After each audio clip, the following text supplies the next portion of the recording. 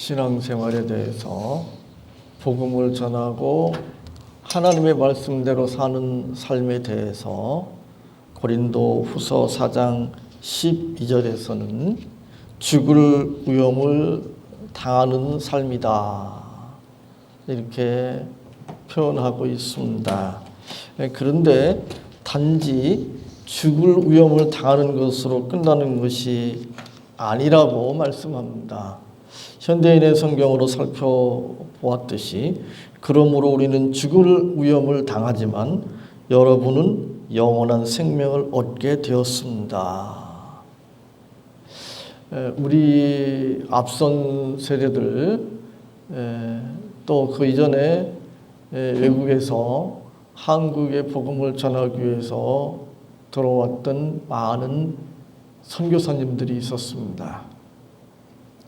그분들의 희생으로, 그분들의 고난으로, 그분들이 죽을 위험을 당함으로 복음이 전파되고 우리가 그 복음을 받아들여서 구원을 받았습니다. 영원한 생명을 얻었습니다. 근데 그것으로 우리가 끝나야 될 것이 아니라 우리 또한 그 복음을 받았으니, 그 복음을 받고 구원을 받았으니 영원한 생명을 받았기 때문에 우리 또한 복음을 전해야 되고 또 그 복음을 따라 살아야 됩니다. 그래서 또 다른 사람들이 이 복음을 듣고 복음을 따라 사는 우리의 삶을 보고 그들의 복음을 받아들여서 구원을 받고 영생을 누리도록 해야 합니다. 복음을 전하는 거 또 복음을 따라 사는 삶, 그것은 만만치 않습니다. 때로 피곤합니다. 불편합니다.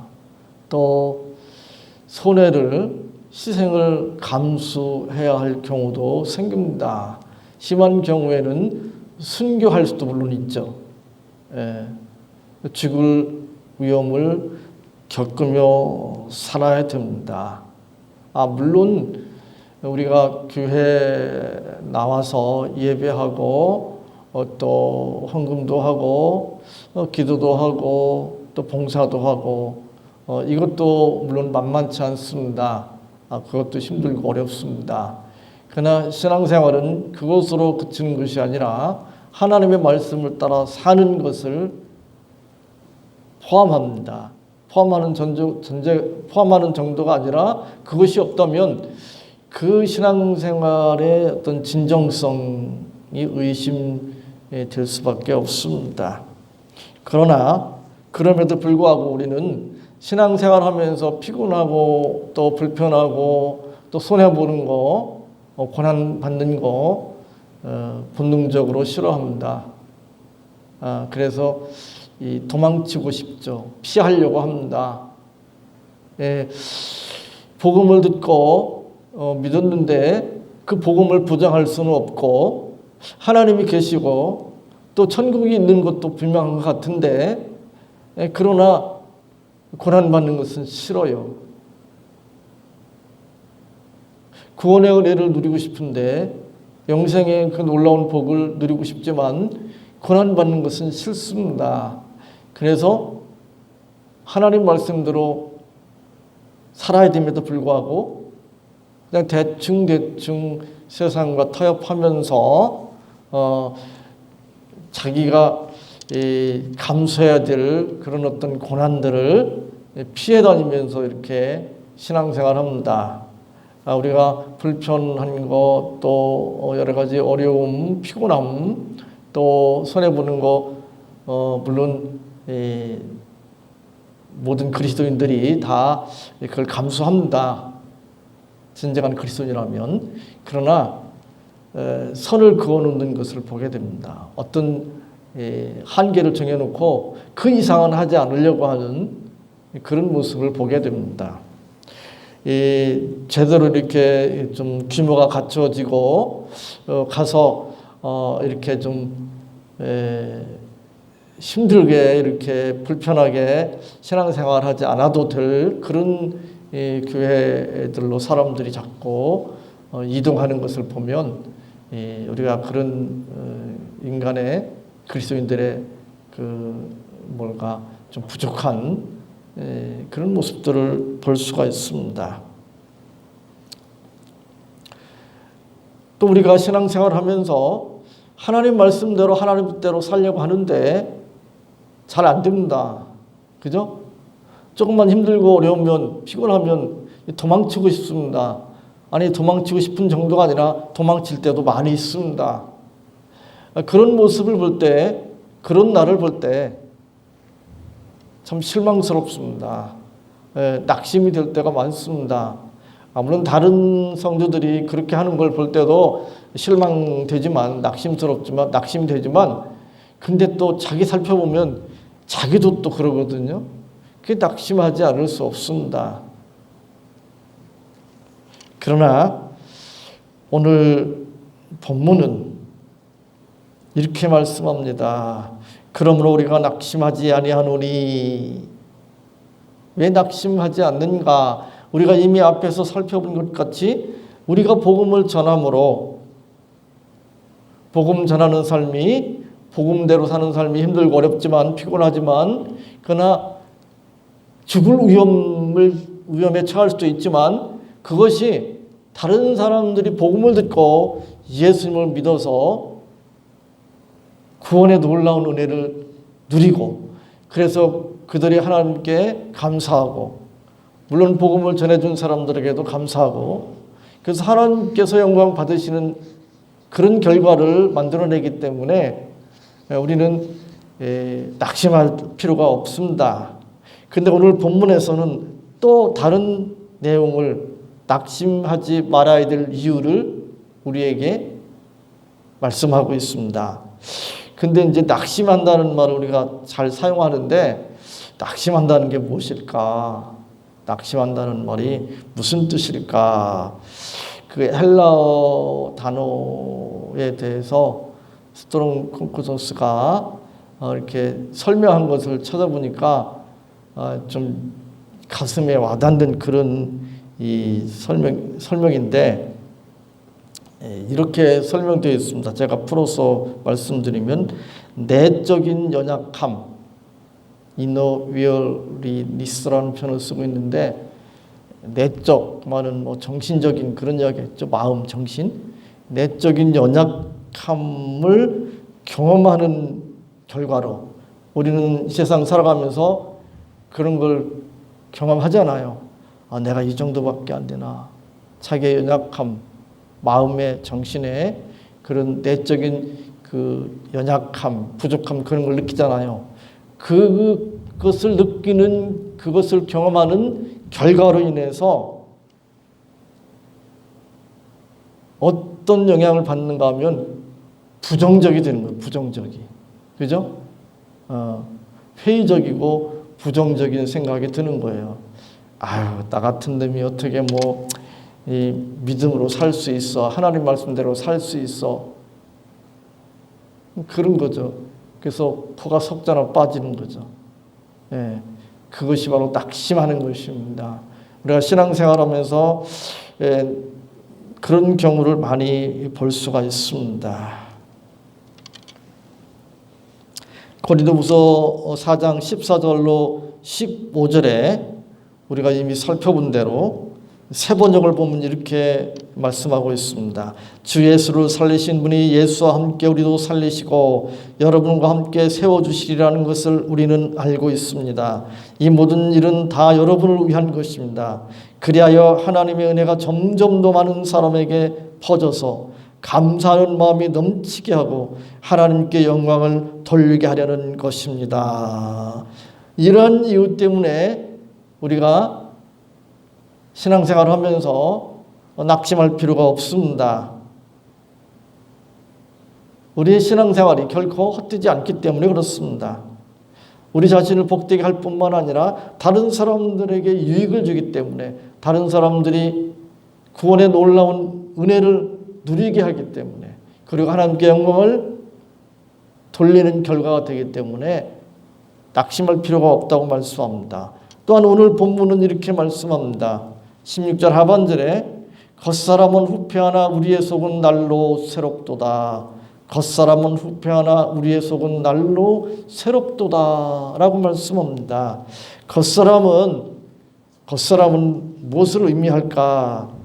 옛사람, 믿기 전에 옛사람 또는 신체적인 것 이렇게 이제 해석하기도 하지만 그런 해석보다는 현세적인 삶을 의미합니다. 현세적인 삶. 현세적인 삶을 이제 겉사람이라고 표현하고 있습니다. 이 현세적인 삶은 물론 육신도 그렇고 우리의 몸도 그렇고 우리의 정신도 그렇고 우리의 모든 삶도 다 시간이 흐르면서 다 후패하게 되어 있습니다. 이 후패한다는 말을 국어사전에 찾아보니까 이렇게 되어 있습니다. 썩어서 문드러져 못쓰게 됨. 썩어서 문드러져 못쓰게 됨. 그쵸? 결국 우리의 겉사람은 우리의 현세적인 삶은 세월이 흐르면서 이제 썩어서 문드러져서 못쓰게 됩니다. 그렇죠? 만약에 그렇지 않다면 우리는 이 세상이 전부인 줄 알고 이 세상의 것에 우리의 몸에 우리의 마음에 모든 것을 걸고 그것에 집중할 것입니다. 그러나 하나님은 그런 것들을 후패하게 하셨습니다. 그래서 이 세상이 전부가 아니라고 하는 것을 우리에게 분명하게 가르쳐 주고 있습니다. 이 겉사람만 보면 우리는 낙심하지 않을 수 없습니다. 그죠? 우리의 겉모습을 보면 낙심하지 않을 수 없습니다. 이 나이가 들면 들수록 또 건강이 안 좋아질수록 늙을수록 기억력이 쇠퇴할수록 사람들은 낙심합니다. 아이 이제 더 이상 뭐 어떻게 그러잖아요. 이제 다 의욕도 없어지고 뭐 어떤 소망도 없어지고 사라지고 그냥 하루하루 그냥 되는 대로 살고 이런 상황이 될 수도 있습니다. 그러나 그것이 전부라면 낙심할 수밖에 없지만 성경은 이렇게 말씀합니다. 우리의 속은 날로 새롭도다. 우리의 속은 날로 새롭도다. 우리의 속사람은 날로 새로워진다 라고 말씀합니다. 이 세상적인 삶이 후패할수록 그만큼 우리의 천상적인 삶은 새롭게 된다. 발전한다. 우리의 영은 우리의 신앙은 더욱 성숙해진다. 이렇게 말씀하고 있습니다. 세상 사람들은 겉사람이 후패하는 것으로 끝납니다. 그러니까 사실 세상 사람들의 관점에서 보면 낙심하지 않을 수 없습니다. 사실 소망이 없습니다. 그래서 최고의 지성들은 하나님을 믿지 않는 최고의 지성들은 결국은 결론이 무엇인가 하면 허무주의입니다. 허무주의. 결국 허무주의로 갑니다.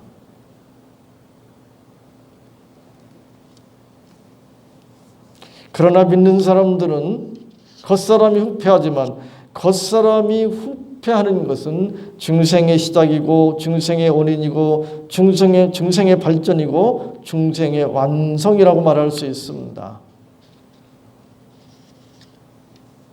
그러므로 우리가 복음을 따라 사는 삶이 피곤하고 또 힘들고 또 불편하고 고난이 따른다고 할지라도 낙심할 필요가 없습니다. 왜냐하면 우리의 속사람이 점점 더 새로워지기 때문에 그렇습니다. 겉사람 어차피 후패하게 되어 있습니다. 이 세상적인 삶 결국 후패하게 되어 있습니다. 거기에 우리의 인생을 걸 필요가 없습니다. 거기에 인생을 걸면 결국 남는 것이 아무것도 없습니다. 그것이 세상 사람들의 삶입니다. 그러나 믿는 사람들은 속사람이 날로 새로워지기 때문에 겉사람이 후패하는 것 때문에, 이 세상적인 삶이 후패하는 것 때문에 낙심할 필요가 없습니다. 사도 바울은 또 이렇게 고백합니다. 17절에 우리의 잠시 받는 환난에 경한 것이 지극히 크고 영원한 영광에 중한 것을 우리에게 이루게 함이니, 우리의 잠시 받는 환난에 경한 것이, 우리가 신앙생활하면서 겪는 모든 것들을 잠시 받는 환난에 경한 것이라고 표현하고 있습니다. 그리고 우리가 받을, 하나님께서 우리에게 주실 삶이 무엇인가 하면 지극히 크고 영원한 영광에 중한 것이라고 표현하고 있습니다. 이 세상에서의 우리의 삶은 물론 그가 얼마나 지혜롭게 그리고 열심히 사느냐에 따라서 그에 따른 보상이 주어집니다. 그죠? 열심히 공부해서 좋은 학교에 가고 좋은 직장에 가고 또 돈을 많이 번다든지 또 뭐 출세를 한다든지 그래서 사회적인 지위가 높아진다든지 그래서 여러 가지 부경을 누린다든지 그런 어떤 보상을 받습니다.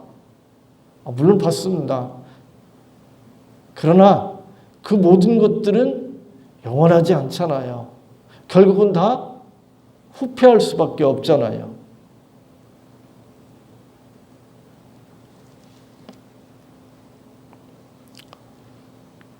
사도 바울은 우리가 신앙 때문에 겪는 고난에 대해서 일시적이고 가벼운 것이라고 말씀합니다. 반면에 우리가 받을 영원하고 크나큰 영광을 이 죽을 위험, 사실 죽을 위험이라고 하는 표현은 이 세상에서 겪는 고난이 가볍지 않다는 의미잖아요. 그죠? 가볍지 않습니다. 결코. 우리가 신앙생활하기 위해서 이 겪어야 되는 여러 가지 어려움들, 불편함들, 또 고단함들 그 결코 가볍지 않습니다. 그러나 그걸 가볍다고 표현하는 것은 상대적으로 우리가 받을 영광에 비교하면 상대적으로 가벼운 것이다. 그런 표현이잖아요. 전 가끔씩 그런 생각하는데 중학교 3학년 학생 중에 어떤 학생이 고2 시험이 끝나서 다른 학생들은 다 만화책 읽고 뭐 게임하고 잠자고 중3, 고3 그 입시 끝난 뒤에 그 교실 풍경이 그거잖아요. 선생님들 들어와서 뭐 수업할 수가 없습니다. 뭐 이게 어떻게 학생들이 그거 뭐 듣지도 않고 그러니까 그냥 두는 거예요. 근데 사이코 소리 들으면서 열심히 공부하는 친구가 그 제자가 있었어요. 그래서 119고등학교에 들어갔습니다. 경찰이 되겠다고 경찰대학 가서 고급 간부 경찰이 되겠다는 거잖아요. 아마 그렇게 열심히 했으면 제가 119고등학교 들어간 건 제가 아는데 대학 들어간 건 잘 모르겠어요. 경찰대학 갔는지 안 갔는지 모르겠는데 열심히 공부 그대로 했으면 갔을 것 같아요. 그리고 지금쯤 아마 경찰서장 정도는 됐을 것 같아요. 근데 그 권력 진 사람들 보세요. 제분들 보세요. 결국 늙고 병들고 죽고 또 때로는 파산당하기도 하고 또 정치했던 사람들은 이렇게 저렇게 얽혀가지고 재판받고 교도소에 들어가서 뭐 불명예스럽게 노후를 그렇게 보내고 이런 모습들 볼 수 있잖아요. 이게 세상입니다.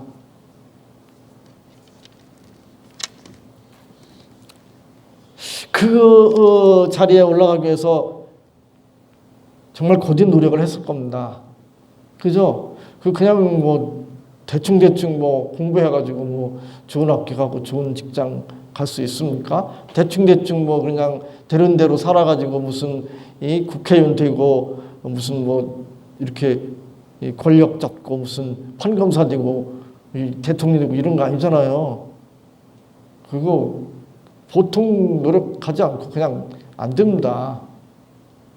어떤 사람 재수 좋게 누가 라이벌이 뭐 자살을 했다든지 뭐 어떻게 해가지고 뭐 이렇게 누가 또 이렇게 막 그 뭐 비난하는 바람에 이렇게 키워져 가지고 뭐 이런 얘기를 하는데 물론 그런 것도 있지만 그러나 자기 자신이 그만큼 많은 노력을 한 거예요. 아무 노력 없이 그냥 뭐 실력 없이 그냥 그런 자리에 갈 수 있는 게 아니잖아요. 그렇게 돈을 모을 수 있는 게 아니잖아요. 엄청난 노력을 한 거예요. 죽을 위험을 무릅쓰고 노력한 거예요. 그 사람들도. 근데 세상적으로 이렇게 죽을 위험을 무릅쓰고 노력해가지고 높은 자리에 올라가고 돈을 많이 벌고 뭐 한때 이렇게 부귀영화를 누릴지 모르지만 결국 다 사라지는 거잖아요. 하나님 없는 인생이 결국은 허무잖아요. 아무것도 없잖아요. 그게 다니까. 그게 영원하지 않으니까. 우리가 바라보는 것은 그것이 아니잖아요. 18절에 우리의 돌아보는 것은 보이는 것이 아니요 보이지 않는 것이니 보이는 것은 잠깐이요 보이지 않는 것은 영원함이니라. 이 세상의 것들은 보이는 것입니다. 그것은 잠깐입니다. 잠깐. 그러나 우리가 바라보는 것은 우리가 누릴 것은 눈에 보이는 잠깐 있다가 없어질 그런 것들이 아니라고 말씀하고 있습니다. 우리가 바라는 것, 우리가 믿음의 결과로 얻게 되는 것은 영원한 것입니다. 우리가 신앙으로 사는 삶이 힘들고 어렵다고 할지라도 고단할지라도 죽을 위험을 무릅써야 된다고 할지라도 낙심하지 않을 수 있는 것은 그것이 잠깐이고 일시적이라는 사실입니다. 그리고 그 결과 우리에게 주어지는 것은 영원한 영광이라고 하는 사실입니다. 세상 사람들도 안 믿는 사람들도 잠시 누릴 이 세상의 영광, 잠시 누린다는 이야기는 영원하지 않다는 이야기고 결국은 사라질 영광인데 그 영광을 위해서도 죽을 위험을 무릅쓰고 공부하고 일합니다. 근데 결국 다 사라지고 말죠. 얼마나 허무합니까? 근데 복음으로 해서 하나님의 말씀대로 사는 삶은 정말 제대로 살려고 한다면 죽을 위험을 겪어야 되지만 그러나 그것은 잠깐이라는 거예요.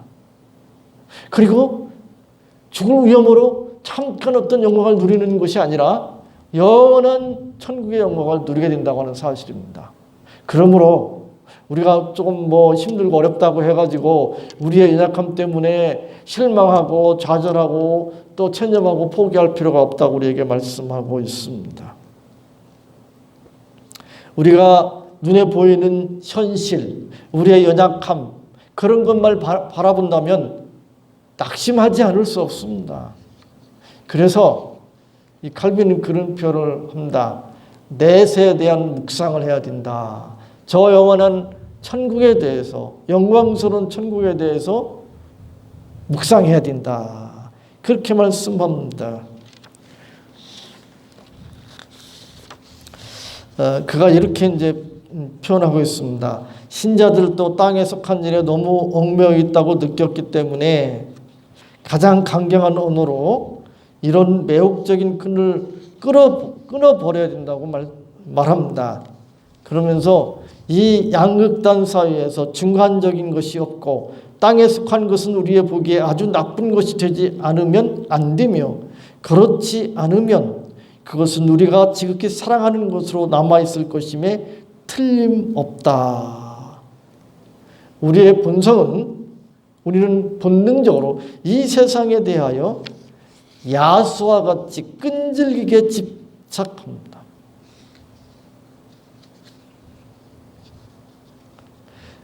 야수들이 그 먹잇감 끈질기게 추구하고 자기가 확보한 먹잇감 절대로 빼앗기지 않으려고 애쓰는 모습을 볼 수 있습니다. TV에도 그런 프로 나오잖아요. 저 맹수들이 그 먹잇감 끈질기게 추구하잖아요. 그리고 한번 잡으면 안 놓죠. 그런데 우리의 본능은 이 세상에 대해서 그렇다는 거예요. 그래서 내 세대에 대하여 묵상하지 않으면 저 영원한 천국에 대해서, 천국의 영광에 대해서 깊이 매일매일 묵상하지 않으면 이 세상 부귀영화의 광채에 우리의 본능이 마비되고 무감각해져서 더 먼 것을, 영원한 하나님 나라를 바라보지 못한다는 거예요. 이 세상의 달콤한, 이 세상의 유혹에 깊이 빠져서 이 세상이 전부인 것처럼 착각하면서 지상에서의 행복을 추구할 수밖에 없습니다. 저도 주변에 보면 그런 걸 많이 볼 수가 있습니다. 제가 이제 나이가 좀 들으면서 자꾸 저를 돌아보는데, 이 주변의 목사님들이 저처럼 이렇게 설교를 하다가 막상 그 은퇴를 하면서 그 생활비, 그러니까 중대형 교회는 은퇴하면서 몇십억을 받고 원로 목사 돼가지고 그 받던 사례비에 80%를 죽을 때까지 받고 선교비를 한 달에 몇천만 원, 몇백만 원씩 받고, 이런 이제 대형 교회, 중대형 교회 이런 데 말고 이 소위 미자립 교회 있죠. 이런 교회 목사님들은 교회에서 퇴직금 줄 돈도 없고, 퇴직하면 고급 승용차도 주고 고급 주택도 사주고 퇴직금도 주고 이렇게 하는데 그런 것도 없고 아무 대책도 없어요. 더군다나 은행 대출 빚이 있는 경우는 더 심각합니다. 근데 그래서 결국은 그 교회하고 은퇴하는 목사님 사이에 아주 좀 덕스럽지 못한 그런 일들이 벌어지고, 물론 이제 대책이 없으니까 그런 것도 있겠죠. 그리고 후임과 이렇게 그렇고 교인들과도 이렇게 좀 그러고 이런 경우들을 많이 보면서